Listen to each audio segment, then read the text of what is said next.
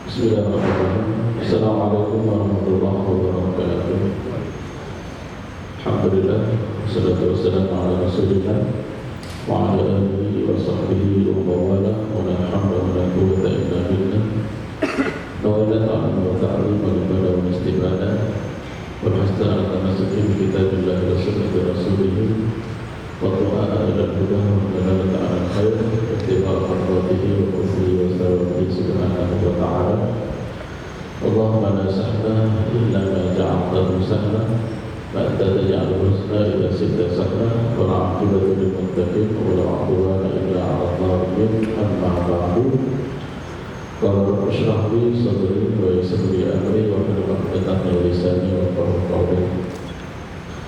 Bapak Ibu kaum muslimin dan muslimat rahimakumullah, melanjutkan kajian tarikh Islam kita.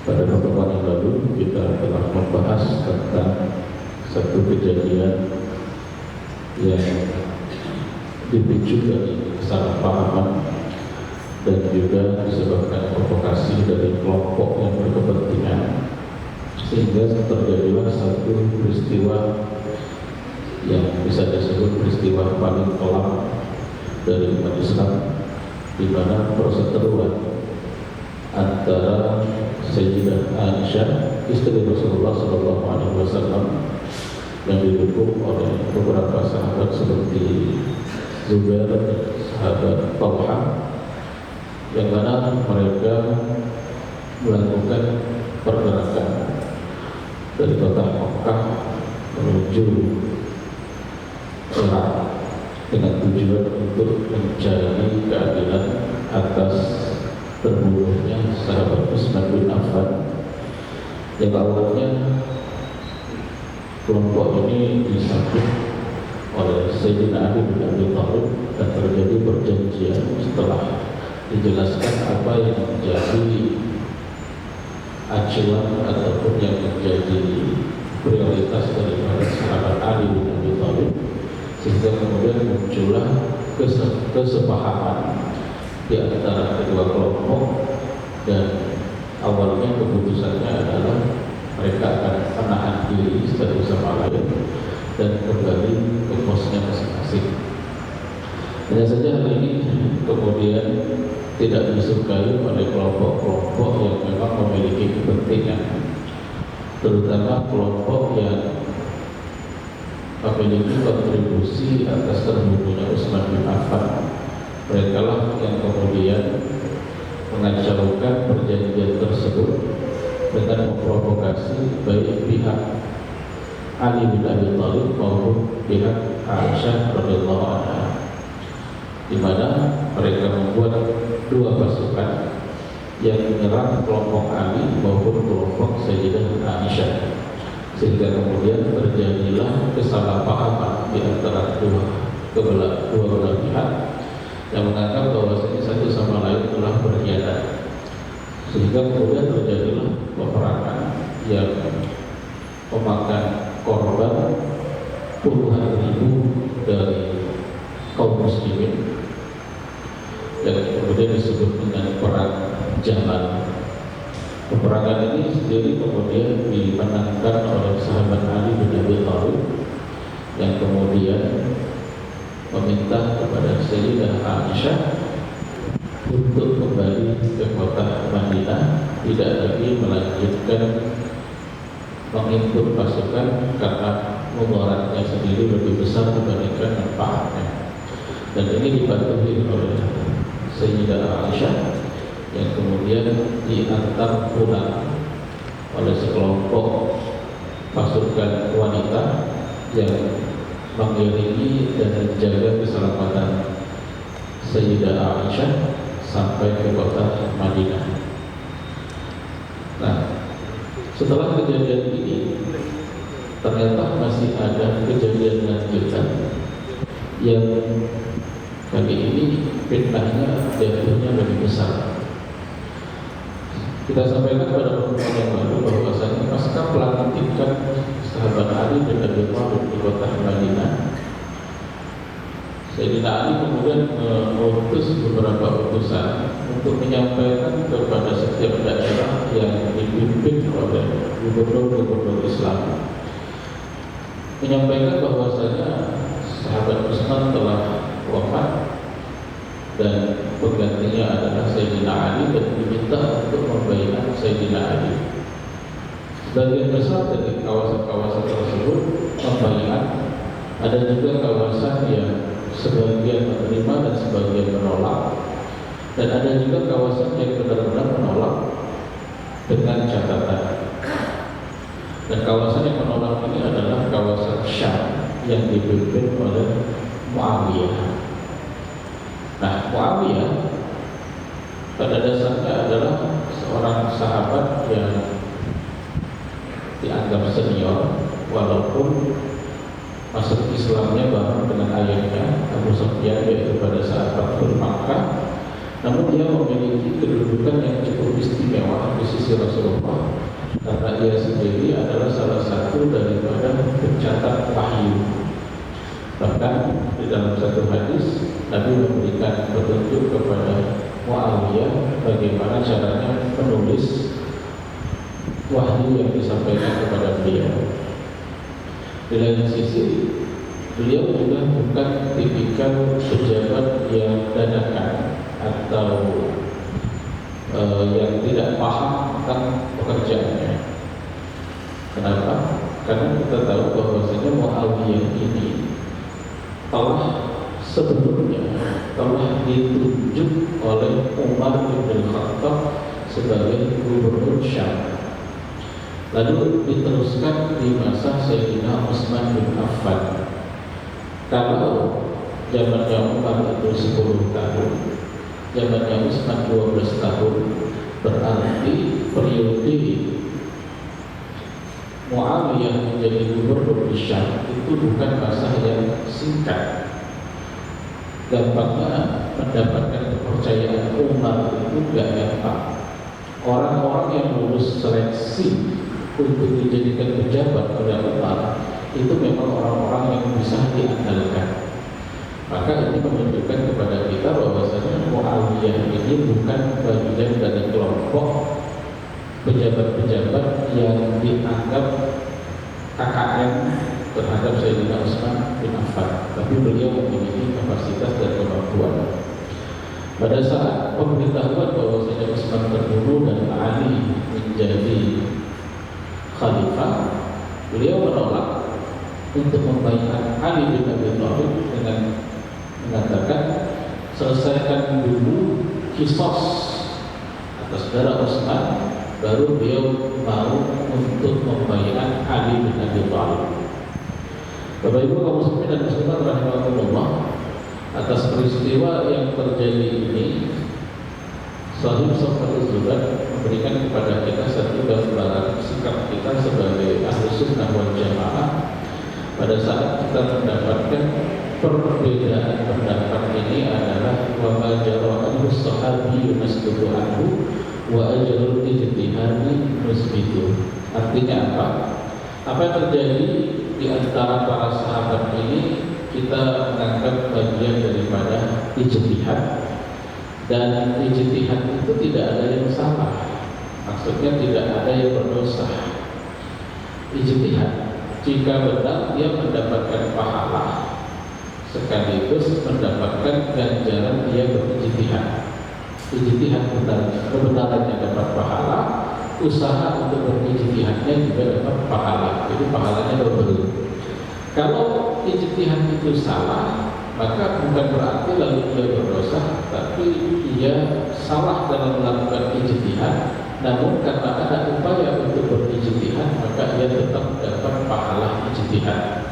Maka ulama ahli sunnah wal jamaah menetapkan bahwasanya peristiwa yang terjadi antara sahabat, terutama Ali dan Muawiyah, ini bagian daripada ijtihad. Meskipun para ulama mengatakan bahwasanya ijtihad yang benar adalah ijtihadnya Ali bin Abi Thalib, dan ijtihad Muawiyah adalah ijtihad yang salah. Nah, pada saat berita tersebut sampai kepada sahabat Ali bin Abi Thalib, beliau kemudian terus berkirim surat mendesak Muawiyah untuk segera membayar Ali bin Abi Thalib. Namun Muawiyah ini kekeh bahwasanya ia tidak mau membayar, sehingga seakan-akan saat itu muncul dua matahari kembar.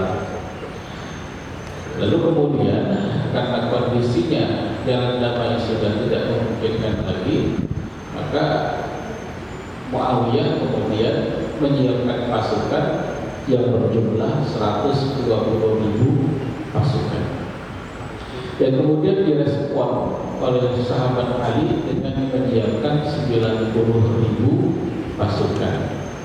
Tapi ini miris Pak, ratusan ribu, puluhan ribu berhadapan dengan sesama kaum muslimin. Kita bayangkan ketika mereka harus berhadapan dengan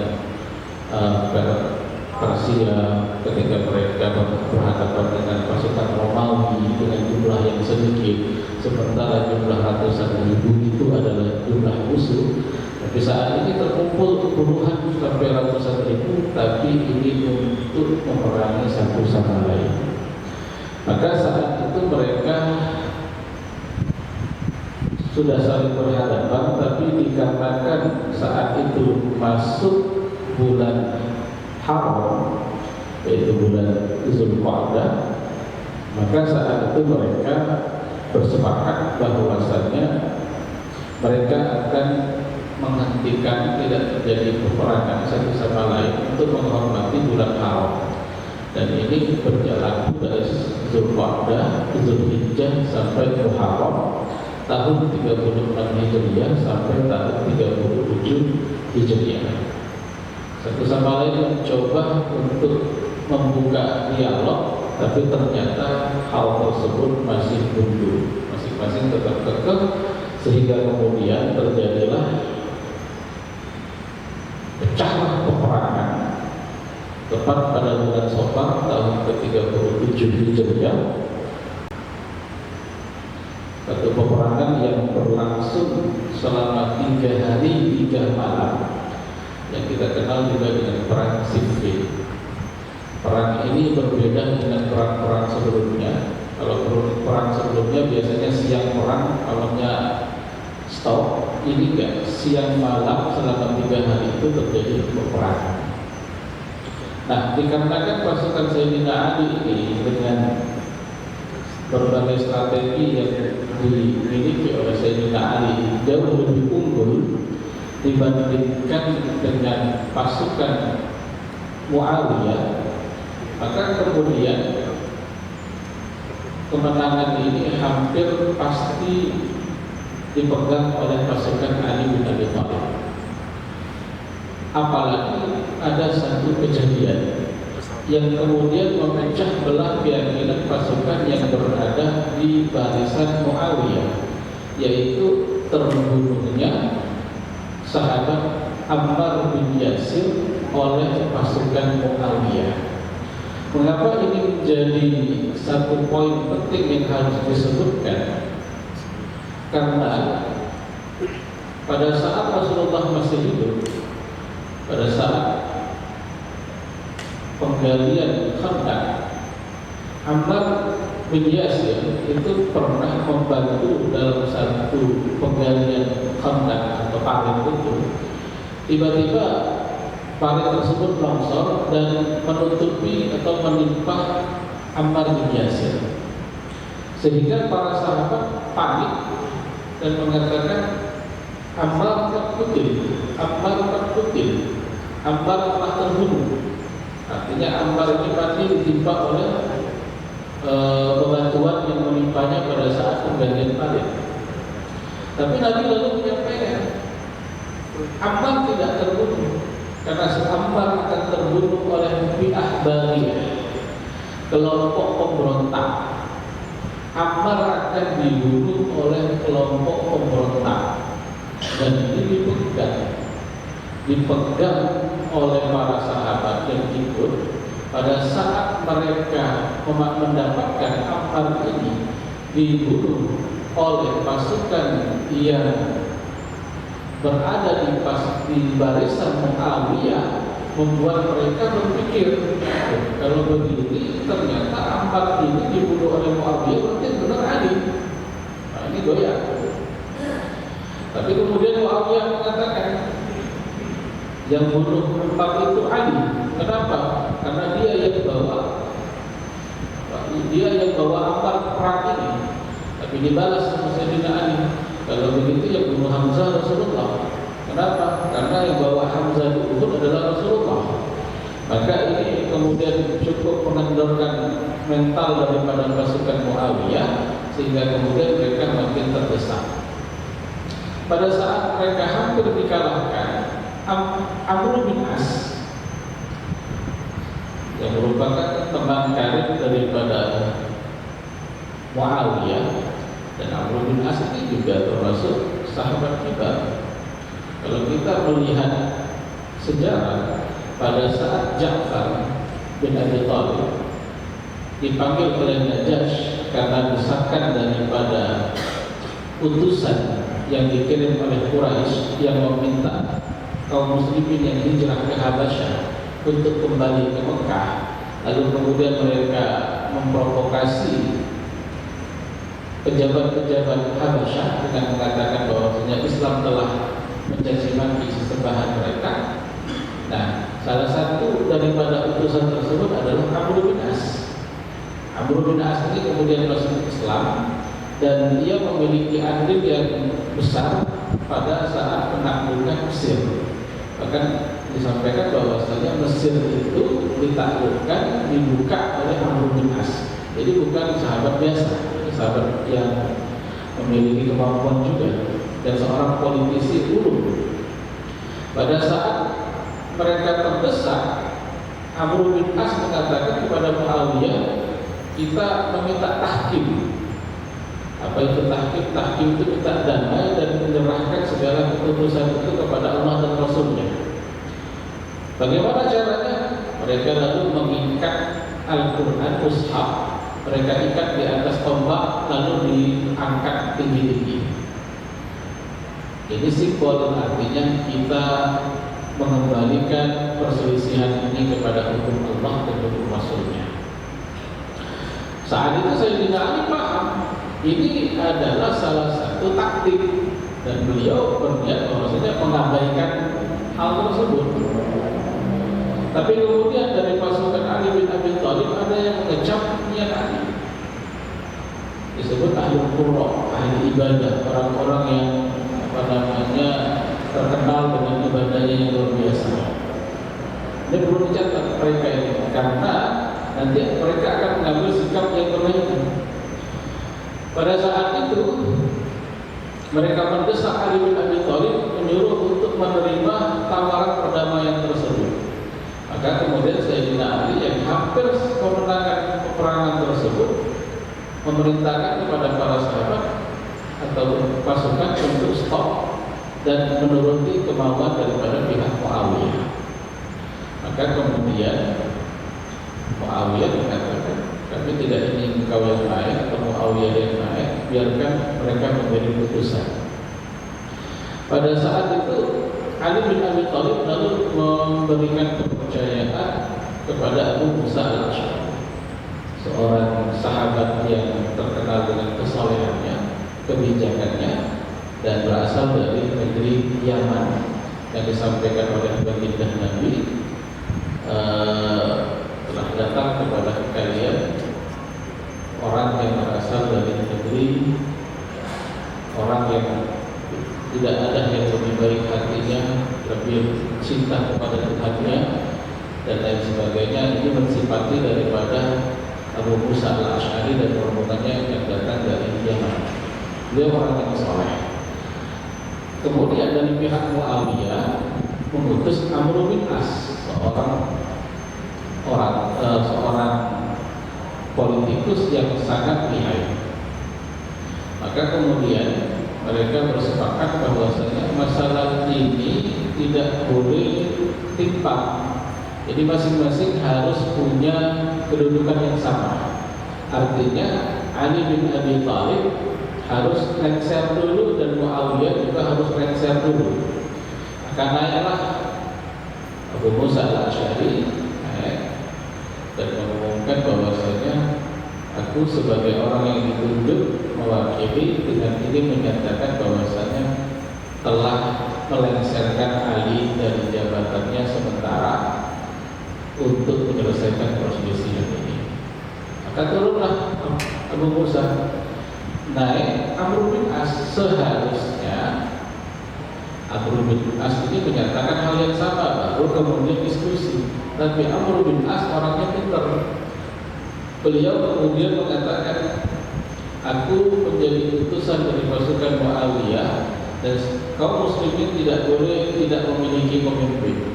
Kalau begitu aku menetapkan Muawiyah sebagai khalifah di luar daripada naskah yang seharusnya disampaikan. Dan ini kemudian membuat suasana menjadi ricuh, sehingga tahkim tersebut menjadi kacau karena dianggap tidak sesuai dengan tujuan awalnya. Nah, dari peristiwa tahkim ini akhirnya muncullah kelompok-kelompok yang kita kenal kemudian dengan Syiah, kemudian kita kenal juga dengan Khawarij. Dan Khawarij ini yang munculnya, Khawarij ini yang kecewa dengan peristiwa tahkim tersebut, di mana mereka menganggap bahwasanya pengkhianatan ini dilakukan oleh orang-orang yang melanggar aturan Allah dan Rasulnya. Mereka maksudkan adalah Muawiyah, Amr bin As, dan Ali bin Abi Thalib. Mereka inilah yang tadinya mendesak Ali bin Abi Thalib untuk mengikuti peristiwa tahkim. Jadi mereka muter. Awalnya tadi mereka yang nuntut, sekarang mereka yang seakan-akan menganggap semua kesalahan adalah gara-gara Ali. Lalu kemudian muncul kelompok yang disebut dengan Syiah. Syiah ini artinya pengikut. Syiah Ali atau pengikut Ali. Awalnya Syiah ini adalah orang yang mendukung kebijakan Ali, bukan afiliasi tertentu. Dan mereka ini siapa? Mereka adalah para sahabat Nabi yang menganggap bahwasanya apa yang dilakukan oleh Muawiyah itu tidak sah, sehingga kemudian mereka tetap mengakui bahwasanya Ali bin Abi Thalib tetap sebagai khalifah dan apa yang dilakukan oleh Muawiyah itu salah. Nah, ternyata masalah ini menimbulkan konsekuensi yang panjang yang berakhir dengan terbunuhnya Ali bin Abi Thalib, yang insyaallah akan kita bahas pada pertemuan yang akan datang. Apa yang terjadi setelah ini misalnya dapat kami sampaikan. Kursi nafsi wa ijazah kita Allah. Assalamualaikum warahmatullahi wabarakatuh.